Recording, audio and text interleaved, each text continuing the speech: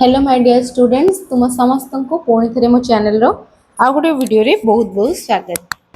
तो आज क्लास रे आमे माने पढ़िबा तुमर जीव विज्ञान श्रेणी नवमर तृतीय अध्याय को ही आमे माने तार क्वेश्चन आंसर कंटिन्यू करथिले सेटा कंटिन्यू करबा। तो तुमर 8 नंबर आज कंटिन्यू करबा ठीक अछि। 8 नंबर रे देछि एठी तुमर पार्थक्य दर्शाओ क नंबर बीटा डिस्कस करिबा। प्रथमे क नंबर रो क्वेश्चन होछि मेरिस्टेमेटिक टिश्यू और स्थायी टिश्यू भितरे डिफरेंस कोन। तो पिला माने तुम बुक रे ही रही छी तारा आंसर चलो मु तुम मन को बाहर करके देखौछि। तो प्रथमे जेहेतु मेरिस्टेमेटिक टिश्यू देछि तो मेरिस्टेमेटिक टिश्यू पाखरे हम पहुंचीबा। एठी देखो मेरिस्टेमेटिक टिश्यू स्थायी टिश्यू तो एठी मेरिस्टेमेटिक टिश्यू को पूरा भल भाबरे डिस्कस करिवा। मेरिस्टेमेटिक टिश्यू कोन आउ या भितरे आउ तुमरा स्थायी टिश्यू भितरे पार्थक्य कोन रही छी ठीक अछि। एठी रही छी तुमरा स्थायी टिश्यू।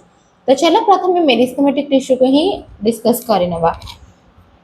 तो तुम मैंने प्रथम बीट रे लिखिबो मेरिस्टेमेटिक टिश्यू रो पार्थक्य दर्शाओ रो भ्रूण टिश्यू और ताहार विभाजन क्षम अपत्य कोष मान मुख्यतः मेरिस्टेमेटिक टिश्यू रो अंतर्भुक्त। तो साधारणतः ये जो रहिला अपत्य कोष माने मुख्यतः होचंती मेरिस्टेमेटिक टिश्यू रो अंतर्भुक्त। तापर द्वितीय पॉइंट रे लिखबो तुम माने एगुडिकर विभाजन क्षमता मृत्यु पर्यंत रही थाए। तेबे एमाने जो डिवाइड होंती एमाने कोन ना ये जो टिश्यू गुडिकर मृत्यु पर्यंत यह कंटिन्यू चले थाए। एही टिश्यू रो काहे कि तुम माने देखिबो जितेबेले गोटे उद्भिद छोट रो बड़ हुए आउ तुमे माने कोन करथबो जदि तार गछर कोनोसी अंश को काटी भी देला से गुडिक बढ़ु थाए सब बेले। तेनु करी कि एही टिश्यू रु उद्भिदर समस्त पत्र चेर डाल और फूल इत्यादि सृष्टि होई थाए। तेबे गोटे फूल जदि तुम माने गोटे उद्भिद रु तोड़िल ताहले कोन से उद्भिद रे आ फूल होउनी कि होउची ना। तो तार एई जो विभाजन क्षमता जोगु ही यह होई थाए। तो मेरिस्टेमेटिक टिश्यू थिबा स्थान को साधारणतः पिला माने मेरिस्टेम बोली कुहा जाय। तो एडी देख परथु मेरिस्टेम कुहा जाय।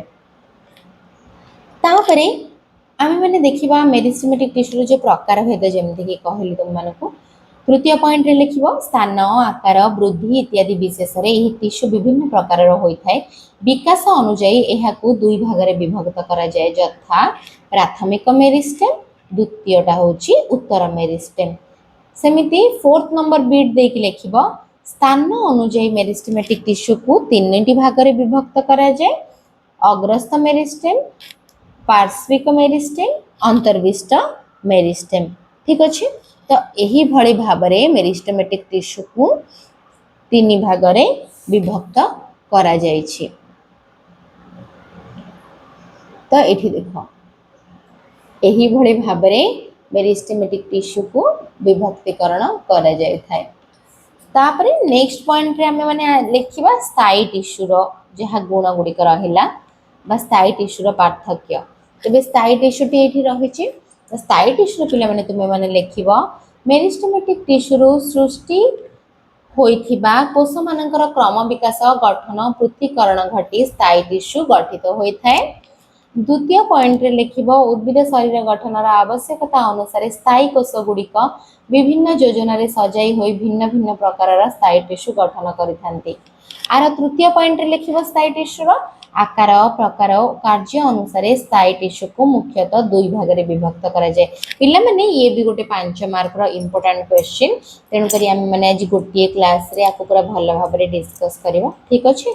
तेबे तुम मानकु जेपरि कहिले स्थायी टिश्यू को मध्य केते भाग रे विभक्त करा जाय आकार प्रकार आ कार्य अनुसार ना दुई भाग रे जेमति कि एठी देखो सरल टिश्यू जटिल टिश्यू। तापरे एठी तुम माने सरल टिश्यू विषय रे टिके लिखि परिबो। सरल टिश्यू गुडी को पुनश्च तीन भाग रे विभक्त करा जायछि यथा पारेन्काइमा कोलेन्काइमा और स्क्लेरेन्काइमा। ओ जटिल टिश्यू गुडी को पुनर्बार कोन करा जायछि दुई भाग रे विभक्त करा जायछि यथा जाइलेम और फ्लोएम। तो पिला माने आमे माने जेतेबेले क्लास रे पढुथिले तो सेतेबेले पढुथिले ना सरल टिश्यू विषय रे पूरा भल भाबरे जटिल टिश्यू पूरा भल भाबरे से भली पारेन्काइमा पढिथिले कोलेन्काइमा पढिथिले स्क्लेरेन्काइमा आउ जटिल टिश्यू रे थिबा जाइलेम फ्लोएम सब विषय रे पढ़िथिले तार कार्य गुडी को जानिथिले तो जेहेतु एडी केवल पार्थक्य दर्शाव देछि मेरिस्टेमेटिक टिश्यू स्थायी टिश्यू रो तुम माने एही भली भाबरे लिखि परिबो ठीक अछि आउ जदि अधिक पॉइंट्स तुम माने लिखिबा को चाहौछ ताहले ए जो सरल टिश्यू जे भली तीन भाग रे विभक्त कराई छि पारेनकाइमा कोलेनकाइमा स्क्लेरेनकाइमा ता विषय रे मध्ये अल्प अल्प करिके तुम माने लिखि परिबो ठीक अछि तो ये होछि पिला माने तुम मानकर 8 नंबर रो क बिट ठीक अछि आर जो क्वेश्चन ता मध्ये मु थंबनेल रे मेंशन कर देबी जा फल रे तुम माने इजी हबो ए जो क्वेश्चन ता को खोजिबा पय तापरे क नंबर सरला जिबा ख नंबर क्वेश्चन रे अछि जाइलेम फ्लोएम तेनु करी जेहेतु एडी पार्थक्य दर्शाव देछि जाइलेम फ्लोएम रो तो आमे माने केवल जाइलेम कोन आ फ्लोएम कोन ही लिखिबा जोड़ा कि तुम मानकर बही रे ही तार उत्तर देछि देखो एठी जाइलेम एठी फ्लोएम तो तुम माने देखिला जाइलेम एठी लिखा हेछि तो चलो जाइलेम रे मु तुम मानको पॉइंट कहि दोछि प्रथम पॉइंट होछि जाइलेम चारि प्रकार रो सरल टिश्यू को नेकी जाइलेम गठित होय थाए से गुडी कहला tracheid vessel xylem parenchyma xylem fibre आमे माने अनेक थर पिला माने एगुडा को प्रैक्टिस करि सले तो तुम मानकर मन भी रहि जाइथिबो आउ ट्रैकिड ओ वेसल रो कोषभित्ति स्थूल एटा कोन करबा आ गुडी पॉइंट रे तुम माने लिखि परिबो ठीक अछि ट्रैकिड कोष गुडी को लंबा सरू मुनिया अमृत टिश्यू अटंती तेबे तुम माने आउ कोन लिखिबो ए जो कोष गुडी को परस्पर सहित लंब भाबरे सजित होई नळी सदृश रहिथांती एही नळी देई बुलंब भाबरे जल ओ लवण सरबराह हुए सब गुडा को पॉइंट गोटे गोटे पॉइंट देकी लिखिबो जाइलेम पैरेनकाइमा रो जीवंत टिश्यू खाद्य संरक्षण करे और जाइलेम फाइबर रो दृढ़ टिश्यू कोन करे उद्भिद को यांत्रिक शक्ति जोगाए तो पिला माने एति की पॉइंट्स तुम माने लिखिबो जाइलेम रे तापर पिला माने आसीबो फ्लोएम कोन फ्लोएम पुन लिखिबो फ्लोएम चारि प्रकार टिश्यू को नेकी गठित हो जथा sieve tube companion cell phloem parenchyma phloem fibre एति की लिखिलो तो फर्स्ट पॉइंट रे फ्लोएम चारि प्रकार टिश्यू को नेकी गठित जथा देखि एगुडा को लिखिबो सेकंड पॉइंट को आसीबो सिव ट्यूब रो भित्ति छिद्र युक्त थर्ड पॉइंट लिखिबो फ्लोएम फाइबर व्यतीत अन्य फ्लोएम कोष गुडी को जीवंत ठीक अछि ए भली थर्ड 4.5 पॉइंट देखि लिखिबो ए टिश्यू मध्य खाद्य पदार्थ पत्र रो उद्भिद रो विभिन्न अंश को जाय थाए तो एही भली भाबरे तुम माने ए जो फ्लोएम टा लिखिबा फ्लोएम रो किछ उदाहरण मध्य दबो पिला माने फ्लोएम फाइबर उद्भिद को यांत्रिक शक्ति तो देई थाए दृढ़ता मध्य दिए नलिका और छणपट होची एहार दीटा उदाहरण भी दबो तुम माने ठीक अछि तो पिला माने आज रो क्लास रे हम माने डिस्कस कले तुमरा 8 नंबर रो क बीट आ ख बीट